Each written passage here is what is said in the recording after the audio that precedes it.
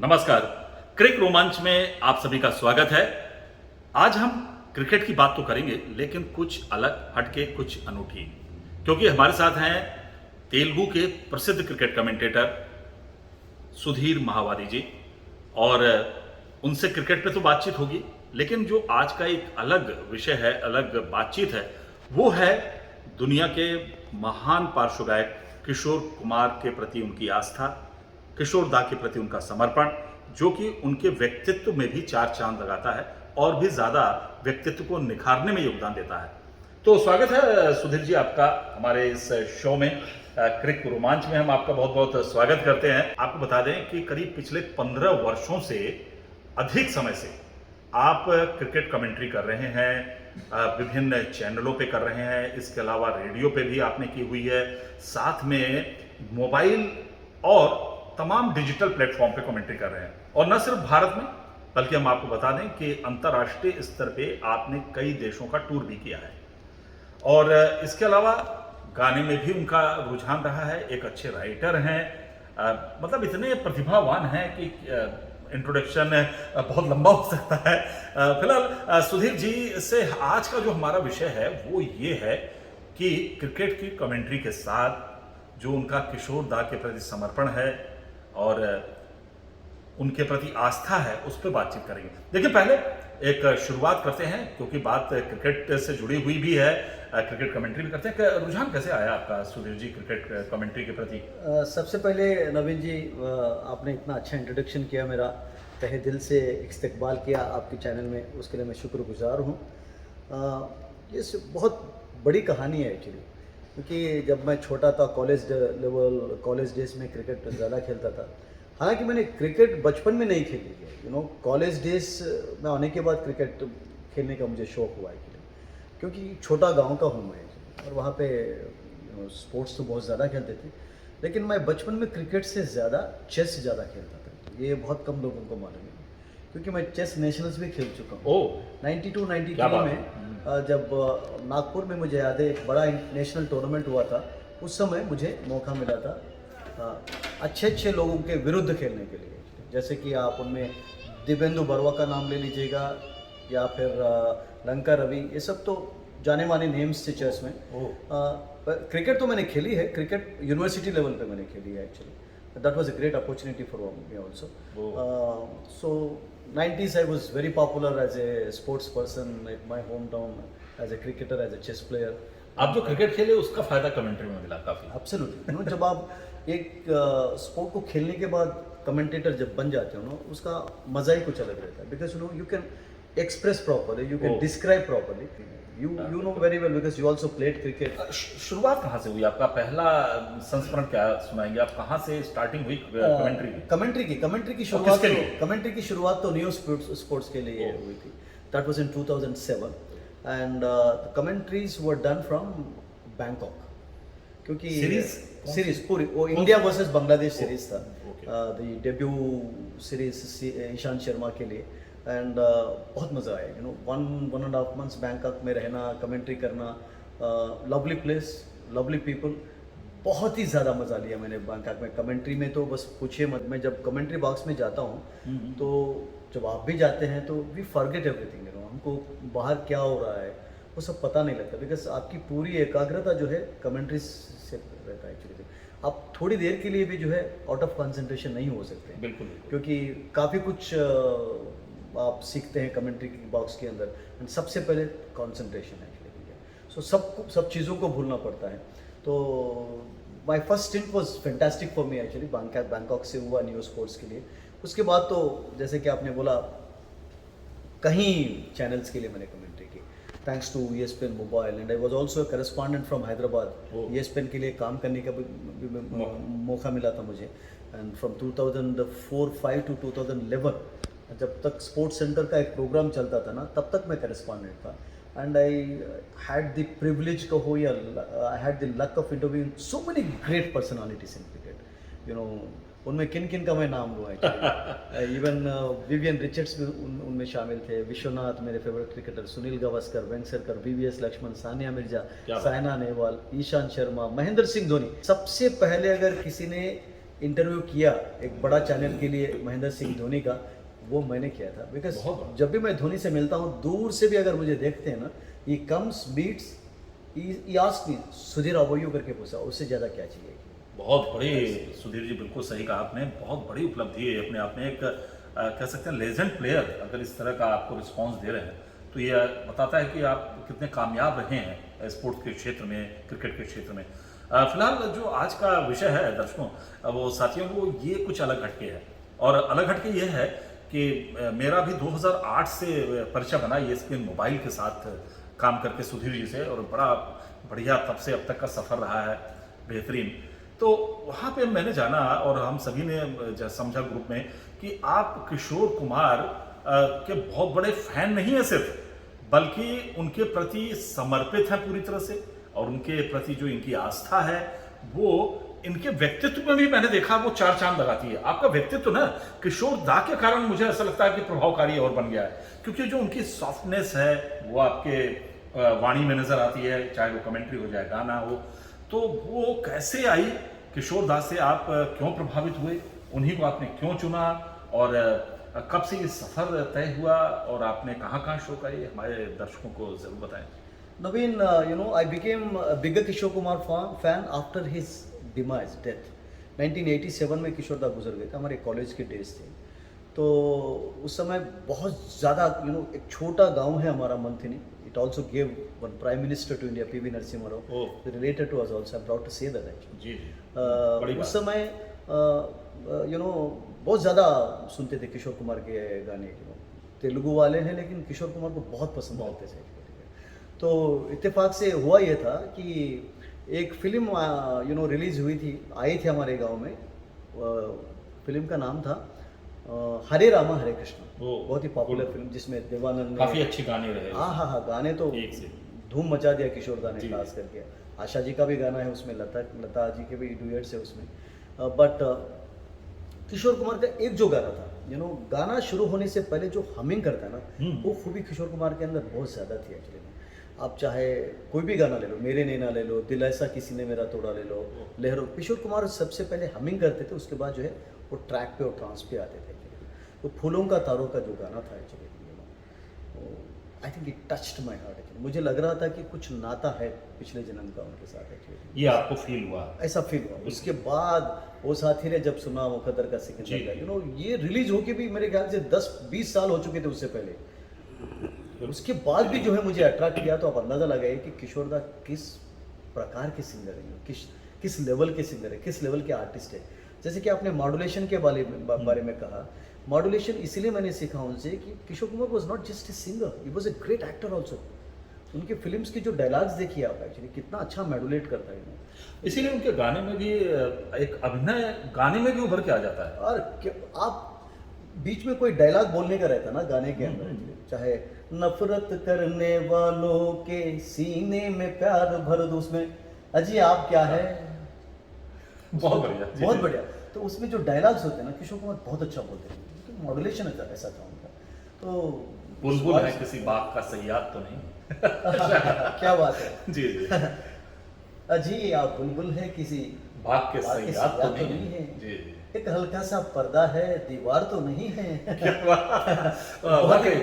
ये जो मॉड्यूलेशन होता है ना, तो किशोर कुमार के अंदर ज्यादा था। एक ऐसा लगता है जैसे खुले गगन में आवाज या एक विस्तार सा नजर आता है, जिससे उसका कोई अंत ही नहीं हो। Absolutely, he was absolutely natural in everything. चाहे एक्टिंग हो, चाहे गाना हो, कभी किसी से उन्होंने गाना सीखा नहीं था। Everybody knows that never learned any music. अच्छा, आपने गाना संगीत की शिक्षा ली? नहीं, मैंने शिक्षा नहीं ली, लेकिन मैं कॉलेज के डेज में तबला बजाता था बेंच के। गीत की जो भी आपने शिक्षा ली वो किशोर दा के गाने ही सुन के ली? एब्सोल्युटली नवीन, गाना सुना तो ऑटोमेटिकली मैं एक म्यूजिशियन बन गया। मैं गिटार भी बजाता हूँ, तबला बजाता हूँ, ढोलक बजाता हूँ। Actually I play drums also, I am very good drums. क्योंकि देखिए, एक बड़े शो करना बड़ी बात होती है दर्शकों के सामने। वहां पे आपका सुर भी लगना चाहिए, आवाज भी लगना चाहिए, दर्शकों को बांधे रखना चाहिए। तो एक बड़ी बात है कि किशोर साहब को ही सुन के आप इतने कामयाब रहे कि बड़ी सफलता के साथ आप शो कर रहे हैं बात भी। Absolutely, is my God in everything, is my inspiration, my God. क्या कहूँ एक्चुअली, अगर आज किशोर दा की आवाज़ नहीं रहती, किशोर दा जैसे आर्टिस्ट अगर इंडिया में पैदा नहीं होते, तो मेरे ख्याल से मेरे जैसे लोग सुसाइड किए होते हैं। सही कह रहा ऐसी हूँ, बात है। उन्होंने लोगों को रोका भी है एक्चुअली ये जी, काम जी। सब करने, मतलब मैं कह रहा हूँ, इसलिए एक एग्जांपल बता रहा हूँ। किशोर कुमार सभी के लिए एक बड़ा इंस्पिरेशन बने हैं। उनके गाने सुनने के बाद आपको लगता है कि एक अलग सा सुकून मिलता है। एक सुकून मिलता है। जो भी आपके दिल के अंदर दर्द हो या दुख हो, वो सब दूर हो जाता है। अच्छा, खास बात ये भी रही उनके गायन में कि दर्द भरे हों, रोमांटिक हो या कॉमेडी का गाने हो, मेलोडियस हो, हर तरह के गाने बड़ी कामयाबी से गाए। Is a versatile Yeah, artist, yeah. Versatile singer थे। एंड कोई भी गाना ऐसा लगता था कि मतलब उन्होंने प्रिपेयर करके गाया कि दिल से निकलता था। तो इसलिए जो है हम सब उनके गाने सुनते हैं, एंजॉय करते हैं। आज किशोर दा को गुजर के 34 इयर्स हो चुके हैं। और उनका देहांत के बाद मैं उनका फैन बना। जैसे अंदाजा लगाइए कि आई बिकेम ऐसा लगता ही नहीं कि इतने पुराने नगमे आप उनके सुन रहे हैं। इन 1987 after his death I became his fan. Before that हमको मालूम ही नहीं था कि किशोर कुमार क्या थे करके जा रहे हैं, सिर्फ सुनते थे। तो आप अंदाजा लगाइए कि 34 इयर्स के बाद भी आप जो है उनके बारे में चर्चा कर रहे हैं, उनके गाने सुन रहे हैं। And the world is mad after his talent. अभी आज बहुत अच्छी बात सुधीर जी सुना रहे हैं किशोर साहब को लेके, किशोर दा को लेके। उनका एक बड़ा वर्ग है फैन, ऐसा नहीं है कि उनका एक सुनने वाले की एक बड़ी संख्या है। और सुधीर जी भी उन्हीं में से हैं जो, लेकिन सुधीर जी की खासियत ये है, जो बात है कि उनके प्रति उनका समर्पण है और उनके गानों से वो बहुत कुछ सीखते हैं, न सिर्फ गाने के लिए बल्कि उसका यूज कमेंट्री में भी करते हैं। आपने ऐसा बताया था। एब्सोल्युटली, बिकॉज उनके अंदर एक मॉड्यूलेशन था। कोई भी गाना वो कमेंट्री में जरूरी है। वो कमेंट्री में काफ़ी जरूरी, बिकॉज आप कमेंट्री में मॉड्यूलेशन जब तक नहीं करेंगे, आप हर चीज़ को चक्का लगने के बाद जो है आपकी आवाज़ अलग होती है, आपका एक्साइटमेंट अलग होता है। हर चीज़ को कमेंट चक्का लगा ऐसा तो थोड़ी बोलेंगे, आप डिफेंस को डिफेंस ही बोलेंगे। ये सब मॉड्यूलेशन की आवश्यकता होती है कमेंट्री में। एंड किशोर दा ने बहुत कुछ सिखाया उसमें। And I should thank my father for that actually. एक बहुत ही अच्छा टीचर था हमारे गांव में, जिन्होंने मुझे अंग्रेजी सिखाई। हमारे फादर ने तो उर्दू सिखाई थी एक्चुअली मुझे। He was a great Urdu teacher. तो मिस्टर अवधानी उर्दू से चार चांद लग जाते हैं आपके गायन में भी और बोलने का जो लहजा है उसमें भी। नेचुरली, बिकॉज हैदराबाद का जो एरिया है जी। उर्दू से ज़्यादा प्रभावित। जुड़ा हुआ प्रभावित है जी। तो कमेंट्री में जब जैसे कि आप रंग हासिल किया को हम रंग मुकम्मल किए बोलते हैं कभी, मुकम्मल करना। जी। मुकम्मल करना। तो जब भी आप कमेंट्री के अंदर जब हिंदी कमेंट्री करते समय उर्दू का शब्द जब ऐड करते हैं ना, तो उसका मजा ही कुछ अलग बड़ा होता है। खूबसूरती बढ़ जाती है। Absolutely, खासतौर से जो आम बोलचाल की उर्दू है, अगर वो आ जाती मैंने है। कभी भी किसी इंसान को नुकसान पहुंचाना, किसी इंसान को हर्ट करना मैंने मुनासिब नहीं समझा। मुनासिब नहीं समझा। ये जो बात होती है वो अलग होती है। बहुत अच्छी बात है। और हम चाहेंगे जो हमारा मुद्दा है आज का, खास तौर से क्रिकेट कमेंट्री से जुड़े हुए हैं आप, इसलिए ज़रूर आज बातचीत करने का भी मौका आपसे मिल गया। लेकिन एक जो मुख्य विषय है ना, वो किशोर साहब को लेकर है, किशोर दा को, जिसके प्रति आपका समर्पण है, आस्था है। आप उनके जन्मस्थली और कर्मस्थली में भी बहुत बार गए हैं। हम बात कर रहे हैं खंडवा की, उसका संस्मरण जरा हमारे दर्शकों को सुनाएं। लोगों के लिए जो है बर्थ प्लेस है, लेकिन मेरे लिए वो पुण्य स्थल है। बहुत बुरी बात है। पिलग्रिमेज है मेरे लिए। वहाँ स्वरांजलि भी आपने दी अपने गानों से। एक दो बार एक्चुअली मौका भी मिला था स्टेज शो में गाने के लिए। जी। किशोर कुमार के पुण्यतिथि पर मैं गया था 13 अक्टूबर एंड अगस्त 4, ये 2 दिन उनका जन्मदिन जी। बहुत ही धूमधाम से मनाते हैं आज भी एक्चुअली। एंड कोलकाता में तो जुलूस चल रहा आज भी है, आज भी। बहुत बड़ी जुलूस होती है वहाँ पे। And I happen to take my brother, my nephew there also, we all enjoy. And 2-3 times programme भी इस पर दिया मैंने। And Khandwa is like a pilgrimage place to me. और कोई बड़ा शो जहाँ से आपकी शुरुआत हुई हो किशोर साहब के गाने की? नवीन, ऐसे तो मैंने बहुत शोज़ किए हैं इंडिविजुअली, और एक चैनल के लिए भी मैंने एक 4 साल शो चलाया था एक्चुअली। प्रेजेंट जो चीफ पहला मिनिस्टर, बड़ा शो कहाँ हुआ? पहला बड़ा शो 2017 में दुबई में हुआ था actually। क्या बात है, आपने कमेंट्री की शुरुआत भी बाहर से की, विदेश से, और एक संजोग है कि इसकी शुरुआत भी आपने विदेश से की है। Absolutely, 2007 everybody remembers 2007 हम उस समय जो तेलंगाना का जो सेपरेशन के लिए एजिटेशन हो रहा था ना, तो उस समय मेरे को स्पेशली बुलाया गया था एक्चुअली हैदराबाद से। And that was a big show, that was a very big hit show also. बहुत ही मतलब लोगों ने मज़ा लिया।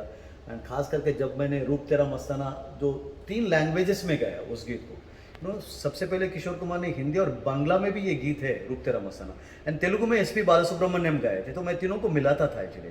जैसे कि कैसे? आटो कचे की जो ने प्रेम भोरा जीवोने, this is Bengali version. Okay. रूप तेरा मस्ताना प्यार मेरा दीवाना, उसके बाद मुच्चालू वस्तावा अड़गिंदी इस्तावा, ये तीनों को मिला के जब मैंने बहुत गाना ओहो, शुरू किया गाया तो यू नो मजा आ गया पूरे public. Claps everywhere and they all appreciated my effort. कितनी जगह शो कर चुके हैं आप बाहर?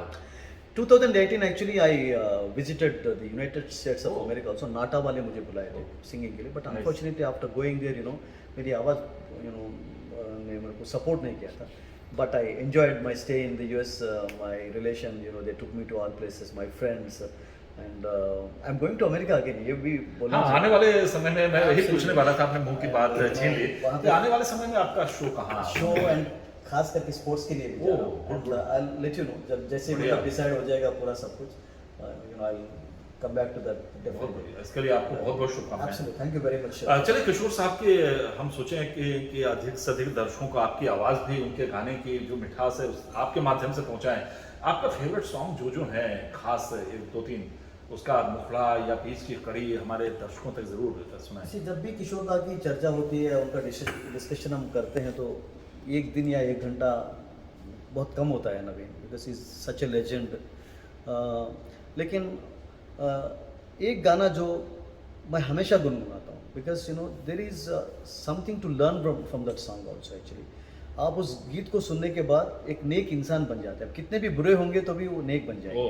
बिल्कुल उस बताएं। गीत के अंदर वो मीनिंग है, और उस किशोर कुमार ने उस गीत को लिखा था, बहुत कम लोगों को मालूम है, जी। बिकॉज दूर गगन की छाँव में करके एक फिल्म उन्होंने बनाई थी, डायरेक्शन उनका था, प्रोडक्शन उनका था, and first time introduced his son Amit Kumar into that movie also. बहुत छोटे थे अमित कुमार।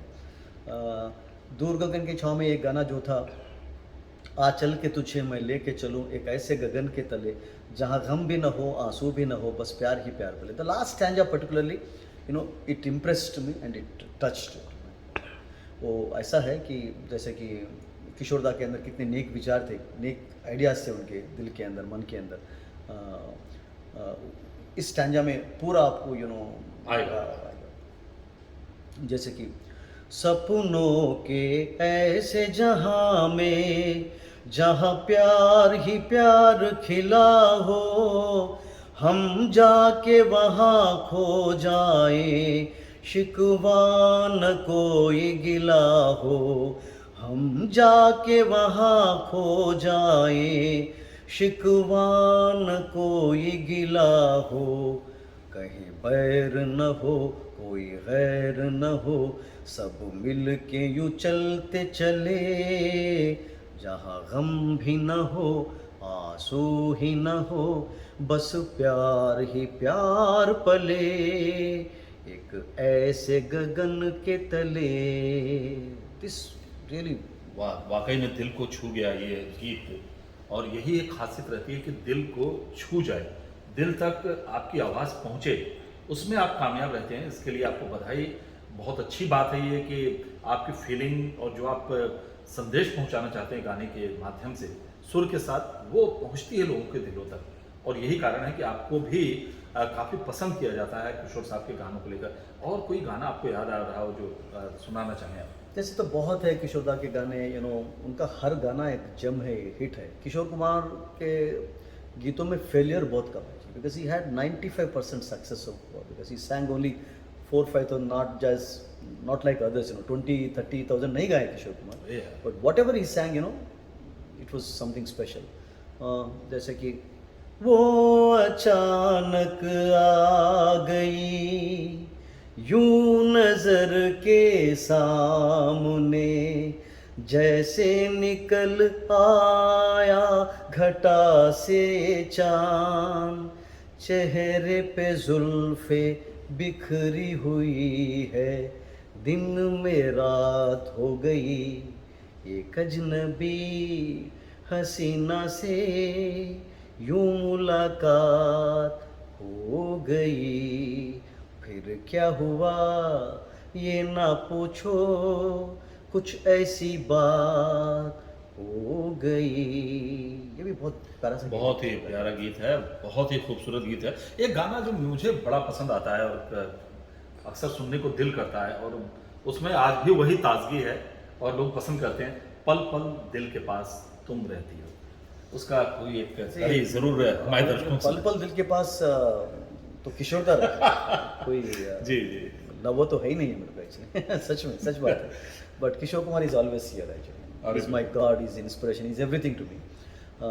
एक स्टैंजा में गाऊंगा दे, लास्ट। स्वागत। तुम सोचोगी क्यों इतना मैं तुमसे प्यार करूं, तुम समझोगी दीवाना मैं भी इकरार करूं, दीवानों की ये बातें दीवाने जानते हैं, जलने में क्या मज़ा है परवाने जानते हैं, तुम यूं ही जलाते रहना आकर ख्वाबों में, पल पल दिल के पास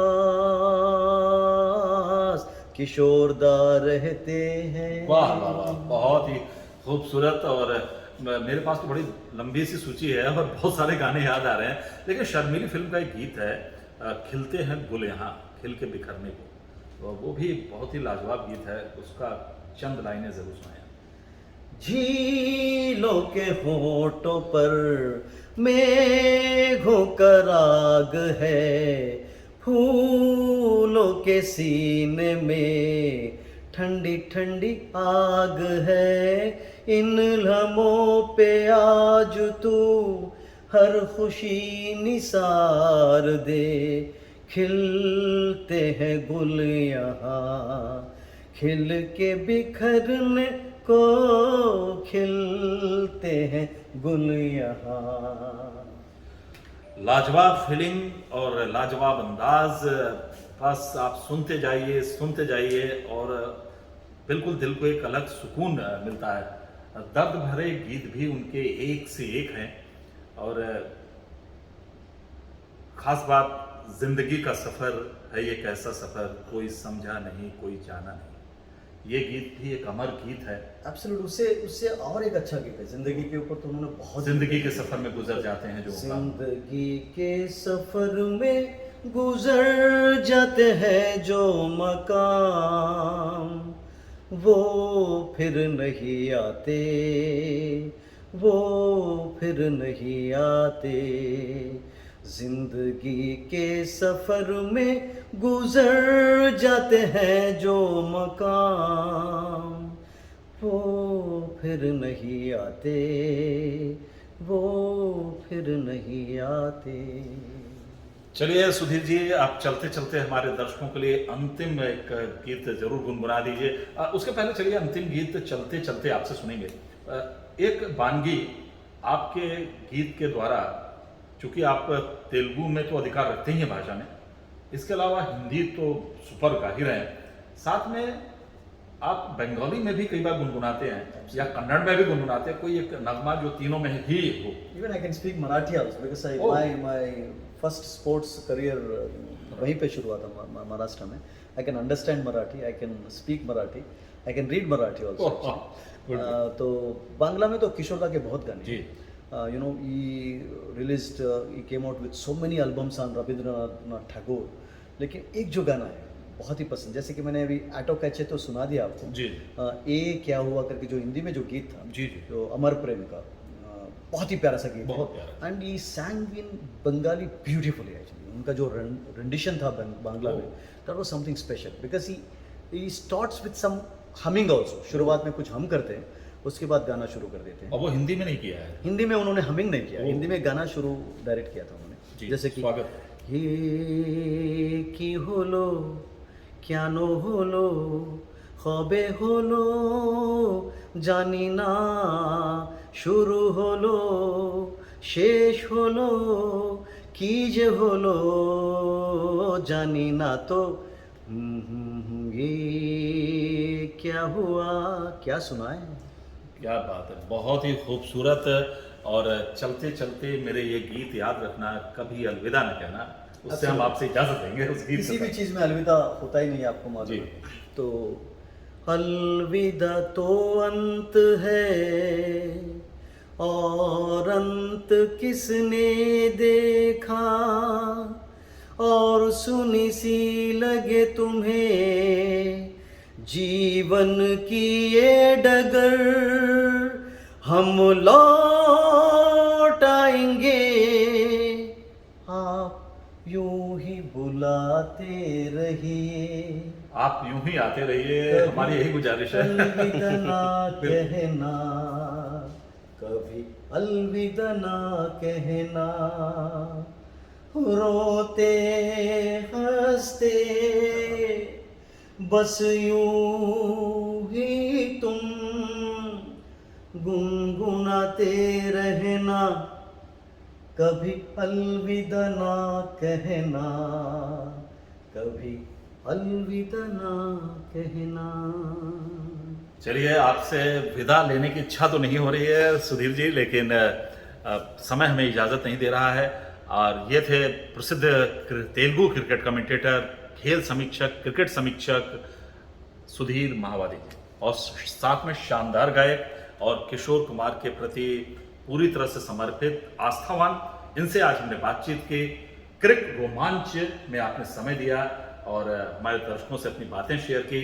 इसके लिए आपका बहुत बहुत तहे दिल से शुक्रिया। नमस्कार। Thank you very much Naveen.